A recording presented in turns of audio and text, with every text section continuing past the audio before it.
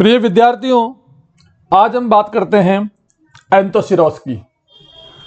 Anthoceros bryophyte में एक अलग ही जो क्लास है उसके तहत आता है।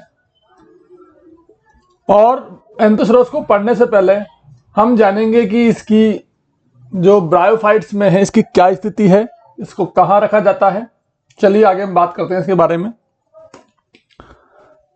एंथोसिरोटॉप्सिडा जो क्लास है ब्रायोफाइट्स का, इससे पहले हमने पढ़ा है हिपेटिकोप्सिडा, जिसमें आपके जो 3 मेंबर हैं, रिक्सिया है, मार्केंजिया है, पोरेला, ये हम पढ़ चुके हैं। और जो दूसरा क्लास है ब्रायोफाइट्स का एंथोसिरोटॉप्सिडा, इसके बारे में हम आज बात करेंगे। एंथोसिरोटॉप्सिडा ब्रायोफाइटा जो डिवीजन है उसका सबसे छोटा पादप वर्ग है,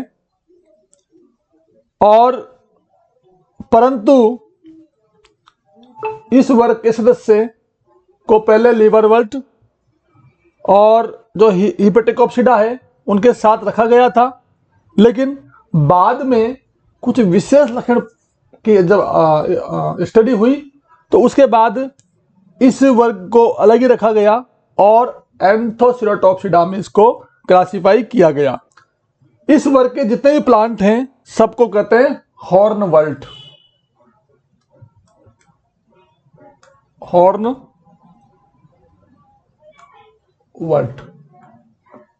हॉर्नवर्ट यानी हिंदी में लिखे तो इस तरह से आएगा ये हॉर्नवर्ट, यानी इस समूह के पौधों को हॉर्नवर्ट भी कहा जाता है, क्योंकि थैलस पर जो इसका स्पोरोगोनियम बनता है या स्पोरोफाइट बनता है वो बेलनाकार, लंबा एवं सींग के समान होता है, इसलिए कहते हैं इसको हॉर्नवर्ट। अगर हम इस क्लास की आवास एवं डिस्ट्रीब्यूशन की बात करें तो इस वर्ग में लगभग 6 वंश हैं और 300 जातियां हैं। अधिकांश जातियां सामान्य रूप से ट्रॉपिकल और वार्म टेम्परेट क्षेत्रों में पाई जाती हैं। इस वर्ग का सबसे सामान्य वंश है वो है एंथोसिरोस, जिसकी 200 से ज्यादा पाई जाती है। एंथोसिरोटॉप्सिडा क्लास है, इस वर्ग के अधिकांश जो सदस्य हैं वो छायादार स्थितियों पे पाए जाते हैं। अधिकांश जातियां नम में, चिकनी मिट्टी में, नम चट्टानों में, ढलानों में और घाटियों में पाई जाती है। कुछ जातियां सड़े गले काष्ठ, नदी, तालाबों के किनारे भी पाई जाती है। तो इस तरह से अब हम बात करते हैं, जो ये वर्ग है इसके अंदर एक गण है एंथोसिरोटेल्स को शामिल किया गया है। गण एंथोसिरोटेल्स में 4 वंश हैं, एंथोसिरोस, मेगासिरोस, डेंड्रोसिरोस और नोटोथाइलस को शामिल किया गया है। मुलर के अनुसार एंथोसिरोटेल्स को 2 कुलों में बांटा गया है, जो मैंने यहां पे मेंशन कर रखा है, फैमिली एंथोसिरोटेसी और फैमिली नोटोथाइलेसी। यानी एंथोसिरोटेसी में एंथोसिरोस और नोटोथाइलेसी में नोटोथाइलस एकल वंश को रखा गया है। तो अब हम बात करेंगे एंथोसिरोटेल्स की, यानी गण एंथोसिरोटेल्स में क्या क्या मुख्य लक्षण हैं। सबसे पहली बात, इसके जो प्लांट हैं वो डॉर्सीवेंट्रल होते हैं, चपटे होते हैं और थैलोइड होते हैं। मध्य शिरा यहाँ पे अस्पष्ट होती है, यानी अनुपस्थित होती है, जबकि मार्केंसिया, रिक्सिया वाले जो ग्रुप है उनमें मध्य शिरा स्पष्ट पाई जाती थी। इसके अलावा थैलस की वेंट्रल सरफेस पर केवल चिकनी बित्ती युक्त मूलाभास पाए जाते हैं यहाँ पर, लेकिन जो रिक्सिया, मार्केंसिया है वहां पे 2 प्रकार के राइजोइड्स पाए गए हैं। इसके अलावा स्केल यहाँ पे नहीं होते हैं, जबकि वहां पे पाए जाते हैं। थैलस की जो इंटरनल स्ट्रक्चर है वो सारी सेम प्रकार की होती है, होमोजीनस, यानी ये बाद में अंतर आपको स्पष्ट नजर आएगा दोनों मेंबर पढ़ने के बाद में। थैलस की जो आंतरिक संरचना है वहां पे जो मेंबर थे रिक्सिया और मार्केंसिया, वहां पे तो जो ये संरचना है वो दो भागों में विभक्त होती थी, लेकिन यहाँ पर सारी जो आंतरिक संरचना है वो सेम प्रकार की पाई जाती थी तथा प्रत्येक कोशिका में क्लोरोप्लास्ट पाया जाता है। पायरनोइड वहाँ पे उपस्थित होता है। इसके अलावा बहुत सारे सिम्टम हैं जिनके बारे में यहाँ बात करना उचित नहीं है। एंथोसिरोटेल्स की दो फैमिलियां हैं, एंथोसिरेटेसी और नोटोथाइलेसी, जो मैंने आपको यहाँ पे मेंशन किया हुआ है। और एंथोसिरोटेसी में हमारा मेंबर आता है एंथोसिरोस, मेगासिरोस, पियोसिरोस, इसके अलावा डेंड्रोसिरोस, और नोटोथाइलेसी में आता है नोटोथाइलस। तो ये तो हुआ इसकी स्थिति।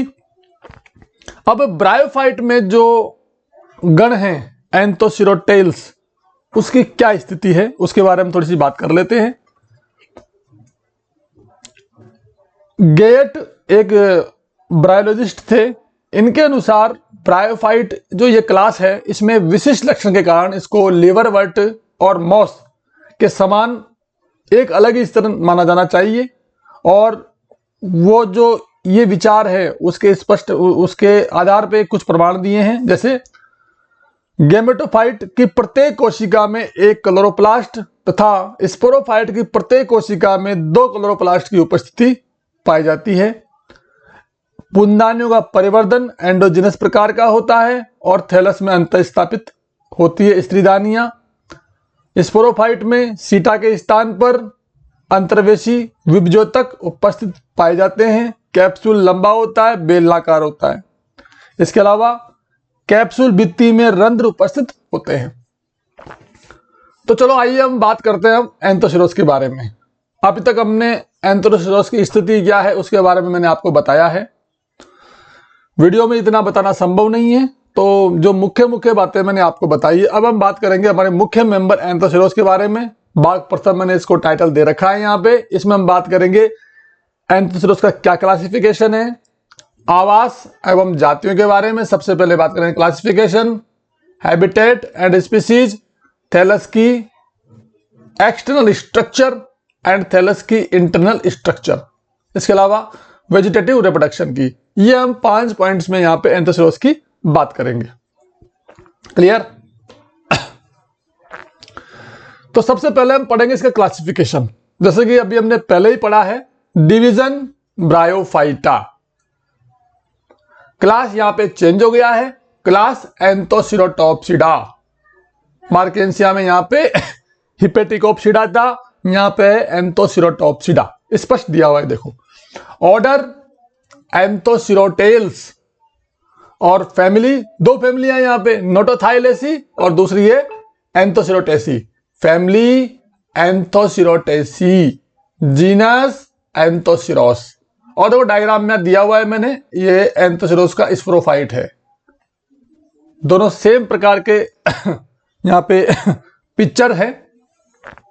एंथोसिरोस का स्पोरोफाइट यहां पे दिया हुआ इस तरह से, ये लंबे सींग के समान दिखाई देता है, इसलिए इसको कहते हैं हॉर्नवल्ट। सींग के समान दिखाई देता है, हॉर्न यानी सींग, तो हॉर्नवल्ट इनको हम कह सकते हैं। इन मेंबर को हॉर्नवल्ट भी कह सकते हैं। आगे हम देखें तो सबसे पहली बात एंथोसिरोस का आवास एवं जातियों के बारे में। विश्व के शीतोष्ण और उष्ण कटिबंधीय क्षेत्रों में एंथोसिरोस की जातियां पाई जाती हैं। भारत में मुख्य रूप से ये जातियां पर्वतीय क्षेत्रों में होती है। ये जातियां मुख्य रूप से नम स्थानों में, छायादार स्थानों में, कुछ जातियां सड़ी या पुराने काष्ठ में भी पाई जाती हैं। विश्व में लगभग एंथोसिरोस की 200 जातियां पाई जाती हैं। भारत में केवल इसकी 25 जातियां होती हैं। प्रमुख जातियों के नाम मैंने यहां पे मेंशन कर रखे हैं, जैसे Anthoceros erectus, Anthoceros crispulus, Anthoceros gemmulosus, Anthoceros himalayensis, Anthoceros golanii, Anthoceros dixitii, Anthoceros longii. Rajasthan की प्रमुख जातियों में Anthoceros laevis, Anthoceros erectus, Anthoceros longii. कुछ जातियां एक वर्ष जातियां हैं, जैसे इरेक्टस है, और जो जाति बहुवर्षीय है वो है हिमालयंसिस। इसके अलावा इरेक्टस, हिमालयंसिस और चंबायंसिस जातियां 5000 से 8000 फीट ऊंचाई तक भी पाई जाती है। अगर इनको याद करना चाहें तो हमारे पास कोड वर्ड भी यहां लिख रखा है, देखो मैंने LPG, ECG, SDL, यानी लोंगाई। इसके अलावा दूसरा जो कोड वर्ड है यहाँ पे गोलेनाई, इरेक्टस, इसके अलावा क्रिस्पुलस। तो ये सारी कोड वर्ड मैंने यहाँ पे लिख रखे हैं, इस तरह से इनको भी आप याद कर सकते हैं। राजस्थान में आबू पर्वत पर 2 जातियां पाई जाती है, एंथोसिरोस इरेक्टस, ये जाति राजस्थान में पाई जाती है आबू पर्वत पर, और हिमालयंसिस ये भी अपने यहाँ राजस्थान में पाई जाती है। चलिए आगे देखते हैं। अब हम बात करते हैं एंथोसिरोस के मुख्य प्लांट बॉडी के बारे में, मुख्य पादप काय के बारे में, गैमेटोफाइट के बारे में, गैमेटोफिटिक फेज के बारे में। सबसे पहला है बाह्य संरचना, यानी एक्सटर्नल मॉर्फोलॉजी।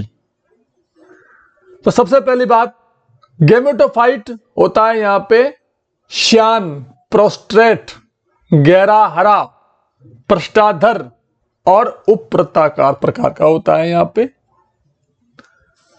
यानी डोर्सी वेंट्रल होता है, प्रोस्ट्रेट होता है, और थैलस में मध्य शिरा का अभाव होता है। इसमें 2 सरफेस है रिक्शा की तरह, डॉर्सल और वेंट्रल। तो जो वेंट्रल सरफेस है उसमें मध्य शिरा क्षेत्र में एक कोशिकीय चिकनी भित्ति वाले मूलाभास यहां पर पाए जाते हैं। ये देखिए यहां पे मार्क में पेन कर रहा हूं, यहां पे ये है एक कोशिकीय चिकनी भित्ति वाले मूलाभास, जबकि रिक्शा में यहां पे 2 प्रकार के मूलाभास पाए जाते हैं। इसके अलावा वो जो बात मैंने बता रहा हूं वो यहां पे मेंशन कर रखी है, गुलिकीय मूलाभास यानी ट्यूबरकुलेटेड मूलाभास व सल्कों या स्केल्स का यहां पूर्ण रूप से अभाव होता है, एब्सेंट। यानी जो ट्यूबरकुलेटेड राइजोइड्स हैं और स्केल्स हैं यहां पर नहीं पाए जाते हैं। ये एक मेजर अंतर है। अगर आपको एग्जाम में पूछा जाए कि हिपेटिकोप्सिडा और एंथोसिरोटोप्सिडा के मध्य अंतर स्पष्ट करें तो ये एक अंतर यहां पे बनता है इस चीज के बारे में। इसके अलावा अव्यक्त सतह पर छोटे गोलाकार नील हरित क्षेत्रों की उपस्थिति होती है, ये दिखाई देते हैं अव्यक्त सतह पर, और इनके अंदर नॉस्टॉक नामक शैवाल की कॉलोनियां पाई जाती है, जिसके बारे में हम बाद में बात करेंगे। ये इसकी देखो यहां पे 2 सरफेस है, जो यहां पे दिखाई दे रही है ये वाली, ये है वेंट्रल सरफेस, और इसके जो नीचे जहां पे राइजोइड निकलते हैं ये वाली, सॉरी गलत बोल गया मैं, यहां पे ये है डॉर्सल सरफेस, डॉर्सल, और यहां पे ये है वेंट्रल सरफेस, वेंट्रल व्यू। तो वेंट्रल व्यू से निकलते हैं राइजोइड्स और वहां से निकलते हैं स्केल, लेकिन यहां पे स्केल नहीं पाए जाते, और जबकि यहां पे डॉर्सल व्यू और यहां से निकलता है ये स्पोरोफाइट, इसलिए कहते हैं इनको हॉर्नवल्ट। प्राकृतिक फोटो आपने देख लिया, यहां पे ये निकल रहे हैं, यहां पे ये नेचुरल इस तरह से। तो इस तरह से ये हुई इसकी बाह्य संरचना। एंथोसिरोस समूह गुच्छों में उगता है, और एंथोसिरोस जो जाति है हेलाई वो लंबे पिच्छाकार प्रकार की होती है, और इसके अलावा एंथोसिरोस इरेक्टस मोटे व उदग्र वृंत के समान होते हैं। देखो मैंने यहां पे दे रखा है सब यहां पे फोटो में। और एंथोसिरोस हिमालयंसिस द्विपालित होते हैं, बायलोब्ड होते हैं। थैलस की अपाक सतह पर एंथोसिरोस लेविस में चिकनी और फ्यूजिफार्मिस में रुक्ष और क्रिस्पुलस में मखमली होती है। ये अपन डॉर्सल सरफेस की बात कर रहे हैं। चिकनी होती है, थोड़ी खुरदरी होती है और थोड़ी मखमली होती है। इस तरह की सरफेस भी गैमेटोफिटिक स्थिति में पाई जाती है। अब हम आगे बात करते हैं थैलस की आंतरिक संरचना के बारे में। थैलस का जब अनुप्रस्थ काटेंगे तो उसकी आंतरिक संरचना कुछ इस प्रकार की आपके सामने यहाँ पे दिखाई दे रही है।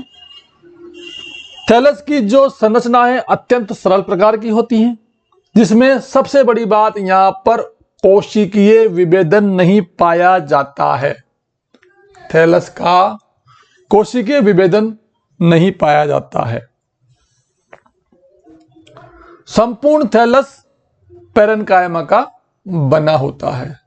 थैलस में ऊपरी व निचली एपिडर्मिस की कोशिकाएं स्पर्श रेखीय रूप से लंबी होती हैं। थैलस मध्य भाग में थिक होता है यानी मोटा होता है, और जो थैलस की वेंट्रल सरफेस है यानी अभ्यक सतह है, उसमें अंतराकोशिकीय श्लेष्मिकीय कैविटीज या गुहिकाएं पाई जाती हैं, जो वेंट्रल सरफेस पर यानी अभ्यक सतह पर रंध्रों से खुलती है। देखो यहाँ पे दिखाई दे रहा है, यहाँ पे ये म्यूसिलेस कैविटीज पाई गई हैं थैलस की संरचना में, और ये खुल रही है वेंट्रल सरफेस पे। ये देखिए यहाँ पे इन गुहिकाओं में पाए जाते हैं ब्लू ग्रीन एल्गी, नील हरित शैवाल, नॉस्टोकोलोनिया। यह शैवाल थैलस में अंतराल परजीवी के रूप में रहते हैं। अंतराल परजीवी के रूप में रहते हैं। और आगे देखें तो प्रत्येक कोशिका में बड़े आकार का क्लोरोप्लास्ट पाया जाता है। आप एक कोशिका को ध्यान से देखिए तो प्रत्येक कोशिका में एक बड़ा आपको क्लोरोप्लास्ट यहाँ पे दिखाया देगा। ये देखिए यहाँ पे ये सेल और एक बड़े आकार का यहाँ पे क्लोरोप्लास्ट आपको यहाँ पे दिखाई दे रहा होगा इस तरह से। और क्लोरोप्लास्ट में पायरिनोइड की उपस्थिति भी यहाँ पर होती है। जो काला काला जो दिख रहा है बिंदु यहाँ पर, यह है पायरिनोइड की उपस्थिति यहाँ पर पाई जाती है।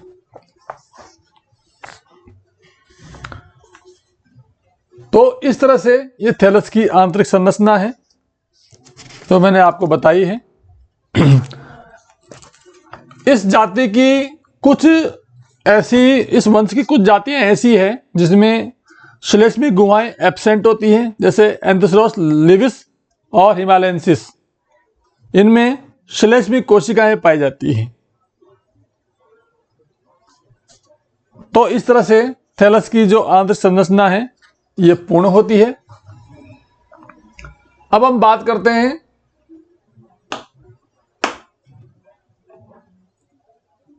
अब इसके बारे में हम आगे के वीडियो में बात करेंगे। तो आपको यही पढ़ना है कि थैलस की बाह्य संरचना और आंतरिक संरचना के बारे में आपको पढ़ना है। सभी का धन्यवाद।